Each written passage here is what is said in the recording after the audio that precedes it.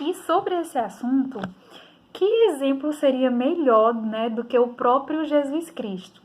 Lá em Lucas, capítulo 2, verso 52, diz assim: E Jesus crescia em sabedoria, estatura, né, a altura, e graça, diante de Deus e dos homens. Olha que lindo. Então, todos nós devemos seguir o exemplo de Jesus Cristo, né? À medida que Jesus Cristo ia crescendo, ia se tornando de bebê para menino, de menino para rapazinho, adolescente, até se tornar homem, né?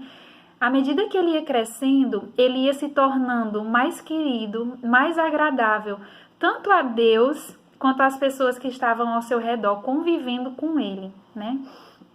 E apesar desse crescimento físico ser importante, né? É até uma questão de saúde, na verdade, né? O crescimento espiritual, ele é infinitamente mais importante do que o crescimento físico, né? E se tratando de vida cristã, o crescimento espiritual, ele é fundamental para um bom desenvolvimento de um cristão, né? E aí, isso independe da idade, né? Por exemplo, tem pessoas que se convertem já na vida adulta, mas a Bíblia chama a conversão de quê? De novo nascimento. Então, mesmo sendo adulto, ele é um bebê espiritual, né? Mas não pode permanecer sempre um bebê espiritual, vai avançando, né? O desenvolvimento. E aí, a mesma coisa pode acontecer no sentido oposto. Uma pessoa jovem, vocês são um exemplo disso, né? São bem jovens, mas já se converteram, já houve um novo nascimento. E aí, mesmo sem ter chegado ainda à fase adulta, fisicamente falando, né?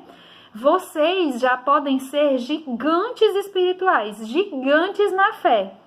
Se ocorrer um desenvolvimento saudável, né, cristão, na vida de vocês. Então, isso não tem nada a ver com a idade cronológica da gente, certo? Pessoas muito jovens podem ser cristãos super maduros, super desenvolvidos, né? De acordo com o que for vivendo cada fase do desenvolvimento, né? Desse crescimento espiritual. E a vontade de Deus para a nossa vida é que a gente esteja sempre em constante crescimento. Esse crescimento nunca pode parar. Essa é a vontade de Deus para a nossa vida. E existem meios que estão disponíveis para que a gente cresça. E sempre continue crescendo, né? Esses meios são os seguintes. Primeiro de todos, a integração com a igreja. É um meio que Deus deixou disponível para que o nosso crescimento ele continue sempre avançando, né? Por exemplo, uma igreja saudável faz os seus membros se desenvolverem.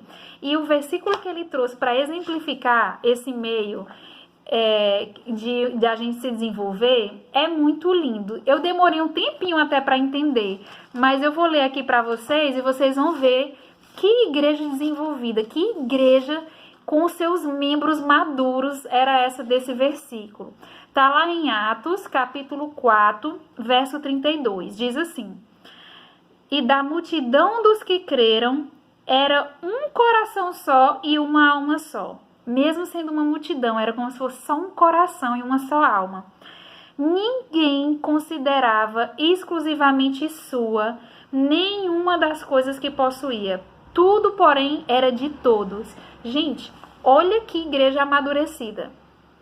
Olha que igreja que promovia o desenvolvimento, o amadurecimento espiritual dos seus membros, né? Eram multidões, a multidão que creu. Mas eram como se eles fossem só um. Não tinha esse negócio de, isso aqui é meu. Isso aqui é só para mim. Não existia isso na igreja primitiva. Tudo era pensando em todo mundo. Tudo era para todo mundo. Não existia egoísmo, né? O outro meio que existe para que a gente possa crescer e continuar crescendo, né, que está disponível para a gente, é a meditação na palavra de Deus, né, que é fundamental e a gente já viu inclusive em outras lições isso, né.